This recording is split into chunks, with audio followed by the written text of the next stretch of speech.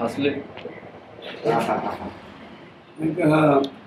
सगळ्या कार्यकर्त्यांची माझी चर्चा आधी, बैठक झाली, मतदारांशी बोलत राहिलो.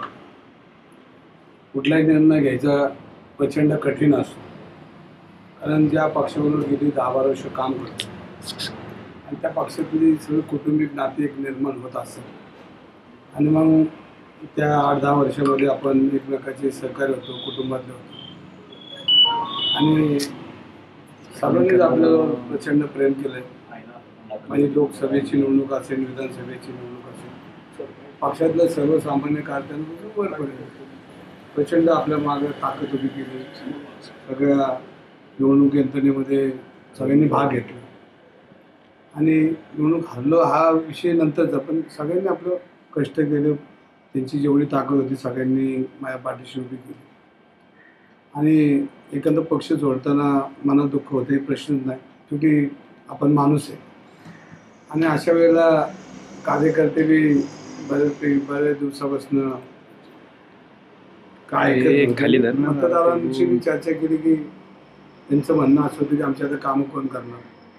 लोकशाहीमध्ये सत्ता असल्याशिवाय सर्वसामान्यांना आपण न्याय देऊ शकत नाही किंवा त्यांना काम करू शकत नाही. मग अशा वेळेला मधल्या 2-3 वेळा मी माननीय एकनाथ शिंदे साहेबांना कामानिमित्त भेटलो होतो. आमचे जे मित्र उदय सामंत यांच्याशी मी बोलत होतो. त्यांनी वारंवार म्हणले की एकदा तुम्ही आमच्यावर काम करा आणि मग तसंच मी मधल्या काळामध्ये पेपरला बी बातमी आली होती, तुमच्याकडे बी चॅनलला की दंगेकर शिवसेनेच्या वातावरणाने पण बराच त्याच्यावर डोकं पाणी गेलं. कार्यकर्ते बाकीचा परिचय आपल्याला मी ज्या भागामध्ये वर्षानुवर्ष काम करतोय तिथल्या नागरिकांचं मी चर्चा केल्यानंतर असं लक्षात आलं की तुम्हाला काम तर करावं लागेल, पण सत्ता असल्याशिवाय कुठली काम होत नाही. आणि एकनाथ शिंदे साहेबांनी बी म्हणजे मी काँग्रेसचा जरी आमदार होतो तर त्या काळामध्ये मग शिक्षण मंडळाची भरती असेल, कान भत्त्याचा विषय असेल, त्या कामामध्ये त्यांनी आम्हाला सहकार्य केलं, मदत केली. आणि मग असं लक्षात आलं की आता आपण ज्यांचा चेहरा लोकांमध्ये सर्वसामान्यांमध्ये पोचलेला आहे मग त्यांच्यावर काम करायला काय हरकत नाही असं मनाची मानसिकता झाली. आणि आज मी माझा निर्णय सर्व कार्यकर्त्यांचा आणि सगळ्यांच्या मतदारांचा मी निर्णय घेतला की आपण शिंदे साहेबांवर काम करावं. आणि आज त्यांची माझी संध्याकाळी 7 वाजता भेट होईल. भेटेअंती मग आम्ही त्यांच्याशी बोलून जो काही निर्णय घ्यायचा तो आज आम्ही घेणार. काय तुम्हाला शब्द काय दिलाय तुम्हाला एकनाथ शिंदेकडून, काय तुम्हाला संधी देण्यात येणार आहे, कुठे नेमका राजकीय भविष्यासाठी तुम्ही काय मागणी केली? आता वर्तमानपत्रामध्ये किंवा चॅनलमध्ये कोणी बातम्या केल्या की मी विधान परिषद मागितली, विधानसभा मागितली, म्हाडा मागितला, असं मी त्यांना काय मागितलेलं नाही. पहिली गोष्ट की तुम्हाला हे डोक्यात राहू दे की मी जरी कुठल्या पक्षात असलो तर माझ्याकडे पहिला माझं मानवता धर्म माझ्याकडं प्रत्येक येणारा माणूस हा नेहमी म्हणतो की तो परमेश्वर आहे आणि त्याची सेवा करणं जात पात न मानणारा मी कार्यकर्ता. जरी मी शिवसेनेत आज माझा संपर्क होणार आहे आणि संध्याकाळी एकनाथ शिंदे साहेबांशी बोलणार आहे. जो काही निर्णय तो संध्याकाळी, पण मी आज त्यांना संध्याकाळी 7 वाजता भेटणार आहे. आणि भेटल्यानंतर शेवटी मानवतावाद हा माझ्या मनामध्ये किंवा हृदयामध्ये ठासून बसला. मी कधी जातपात मानणारा कार्यकर्ता नाही, पण सत्तेच्या बाजूने काम करावं असं कार्यकर्त्यांची इच्छा आहे, त्यांचं मन आहे, त्यांचं मत आहे. आणि मग त्या कार्यकर्त्यांचा मतदारांचा आदर करून मी आज शिंदे साहेबांशी बोलला आणि 7 वाजता त्यांचा माझा काय निर्णय होईल तो तुम्हाला समजेलच. नाही, तुम्हाला बी माहिती आहे की सामंत साहेब असतील, शिंदे साहेब असतील, शिंदे साहेबांनी प्रेस पडून की यांनी आमच्याकडे आले तर आम्हाला आनंदच आहे. आणि मी तशी काय त्यांच्याकडे मला काय मिळावं अशी काय माझी बाजू मांडली नाही किंवा मला काय मागितलं बी नाही. आज मी संध्याकाळी त्यांच्याशी बोलणार आहे, भेटणार आहे आणि जो काय निर्णय होणार तो संध्याकाळी होणार. काँग्रेस सोडण्याचं कारण नेमकं काय? काँग्रेसमध्ये जी मळगळ आलेली पाहायला मिळते, उत्साह कार्यकर्त्यांमध्ये नाहीये, या कारणांमुळे तुम्ही काँग्रेस सोडताय? कारण की मध्यंतरी फक्त तुम्हीच एकटे सक्रिय काँग्रेसमध्ये असायचं, आंदोलन करायचा. मात्र काँग्रेसचे जे शहराध्यक्ष असतील किंवा इतर प्रमुख पदाधिकारी आहेत ते कुठेही रस्त्यावर दिसायचे नाही. या सगळ्याला कंटाळून तुम्ही काँग्रेस पक्ष सोडताय. आम्ही पहिल्यांदाच काँग्रेस पक्षाच्या सर्व पदाधिकाऱ्यांचे, कार्यकर्त्यांचे, मतदारांचे मनापासून आभार मानतो. आणि ते काय मानणार, शेवटी आपण जरी कुठली विचारधारा असली तरी शेवटी मानवतावाद आपल्याकडे आहे. आणि मानवतावादामध्ये जो माणूस आपल्या समोर येईल त्याला काम करणं आपलं कर्तव्य आहे, हे मानणारा मी पूर्वीपासून कार्यकर्ता आहे. काँग्रेस पक्षाचे तर मी सगळ्यांचेच आभार मानून, कारण माझ्यासारख्या कार्यकर्त्याला त्यांनी विधान परिषद, लोकसभा अशी उमेदवारी दिली. आणि काम शेवटी जनता ठरवते कोणाला निवडून द्यायचं आणि कोणाला नाही. कार्यकर्ते अत्यंत उत्साही आहेत, अत्यंत काम करणारे आहेत, अत्यंत प्रेमळ आहेत. आणि सगळेच पक्षाचे सगळेच पदाधिकारी चांगल्या पद्धतीने माझ्या पाठीशी उभे राहिले. मी कधी दोष कोणाला दिला नाही. पहिल्यांदा माझी निवडणुकीत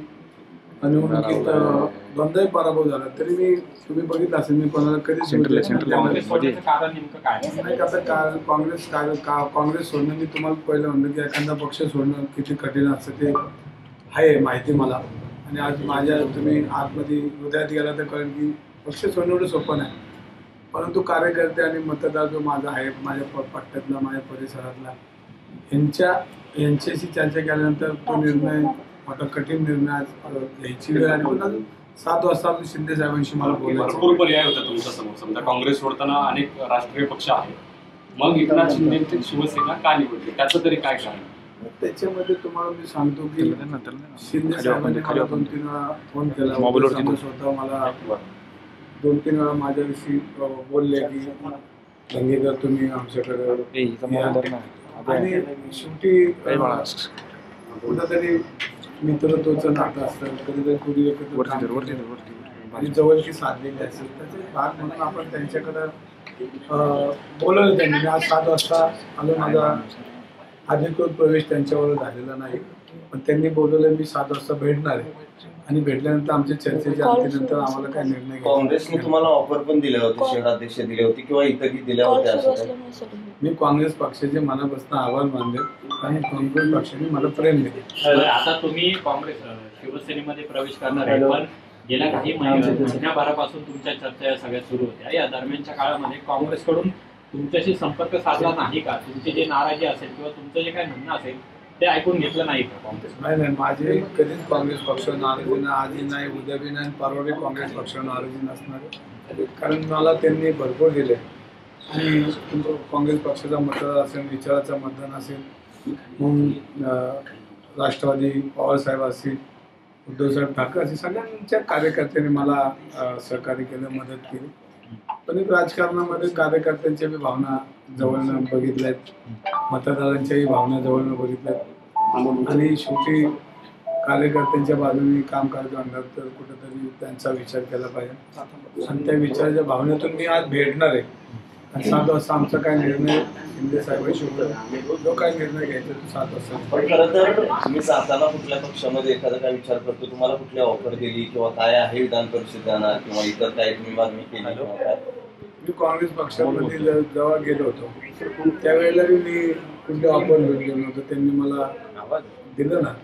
शेवटी जर मी काम केलं देतील, नाही दिलं तर नाही देणार. नाही, नाराजी असतं नसतं माझं त्यांचं काय बांधत नाही, कोणालाच बांधायला नाराजी माझी कोणालाच नसणार. उमेदवार झालं की नाराजी होती, अजून उमेदवारच कुठं झालं. उमेदवारी झाल्यावर नाराजी होती. मित्र तुटले जातात, महत्त्व कमी होतं. आणि त्याचं काय नसतं तसं. राजकारणामध्ये कोण माझा दोस्त आणि दुश्मन आले दिवस राहत नाही. आणि जरी मी कुठल्याही पक्षात काम करतो, माझे मित्र. पण आता स्थानिक स्वराज्य संस्था निवडणूक आहे, लोकसभा विधानसभा संपली, दंगेकर का जात आहेत हा एक मोठा प्रश्न आहे सगळ्या. विषय बघा, मला तर काय कॉर्पोरेशन निवडणूक लढवायची नाही. आणि आता तसं म्हणलं तर मी 35 वर्ष या राजकारणामध्ये कायम नगरसेवक, आमदार, सत्तेत कायम काम केलेलं आहे. सत्ता जवळनं बघितलेला कार्यकर्ते, पण सत्तेचा लाभ कधी मला मिळाला नाही. काय विरोधी पक्षात लढलो आणि आले लढायची तेवढी तयारी माझ्याकडे आहे. शेवटी राजकारणात तुम्हाला कोण फुलं टाकणार नाही. सगळ्यांना स्पर्धात एकमेकाच्या डॉक्टर सगळे घेऊनच वरती जातात. पण तेव्हा मित्रांचे दुश्मन कधी होतात ते कळत होते. म्हणून मी म्हणलं की काँग्रेस पक्ष असेल, सगळ्यांचा असेल तर काँग्रेस पक्ष सगळे मित्र आहेत आणि सगळे आपलं प्रचंड आपलं प्रेम आहे. आणि आजही काँग्रेस पक्षातले अनेक कार्यकर्ते भेटत आहेत. आणि भावनिक चर्चा होती. आज टिळा पण लावलाय तुम्ही भगवती आणि एकनाथ शिंदे लावतात तसाच हा कपाळाला टिळा, तोच सेम रंग आहे. रोज लावता का आजच लावता? आणि आजच याच्या अगोदर आपण नाही नाही पाहिलं, मी पण नाही पाहिलं. आता तुम्हाला मी सांगतो, माझ्या रील्स बघा आणि त्या रीलमध्ये जर नसेल तर मला प्रश्न नाही. बरं. दुसरं म्हणजे रवींद्र दरेकर हे पुण्यातले एक आक्रमक नेते म्हणून ओळखले जातात. आंदोलनामध्ये तुम्ही सक्रिय असता. ज्या काही घटना पोलीस शहरामध्ये घडतात राज्यभरामध्ये त्यांच्या विरोधात तुम्ही आवाज उठवता. पण आता तुम्ही सत्ताधारी पक्षामध्ये सहभागी होणार आहे, तर यापुढेही अशाच पद्धतीचा आवाज उठवणार आहात का की सरकारची बाजू तुम्ही आता यापुढे मांडणार की गृहमंत्री चांगले आहेत, मंत्री चांगले आहेत, आणि की कालपर्यंत तुम्ही गृहमंत्र्यांवर सुद्धा टीका करत होता, जो काही प्रकार पुण्यामध्ये घडलेला आहे, तर तुमची जी भूमिका असणार आहे ती यापुढे सुद्धा अशीच आक्रमक असणार आहे का सत्तेच्या बाजूने असणार? त्याच्या मर्यादा येतील असं पण सर्वसामान्यांच्या डोळ्यासमोर मी गेल्या 35 वर्षामध्ये सामाजिक राजकीय प्रकरणात काम केलं. जिथं चुकीचं असेल तिथे चूक बोलायचं तेवढा अधिकार मला लोकशाहीने दिला आहे. आणि जर तिथं चुकीचं असेल तिथं त्याच पद्धतीने आज जे बोलतो ते उद्या तेच बोला. काही शेवटी सरकारमध्ये असलो किंवा सरकारच्या बाजूने असलो तरी आपली बांधिलकी जनतेची, आपली बांधिलकी महाराष्ट्राच्या लोकांची, आपली बांधिलकी सर्वसामान्यांची, ज्याच्यावर आणलं त्याच्या बाजूने आपण तुम्हाला दिसेल. आणि मी राजकारणात कुठल्याही पक्षात असतो तरी शेवटी आपली बांधिलकी सामाजिक आणि जनतेची.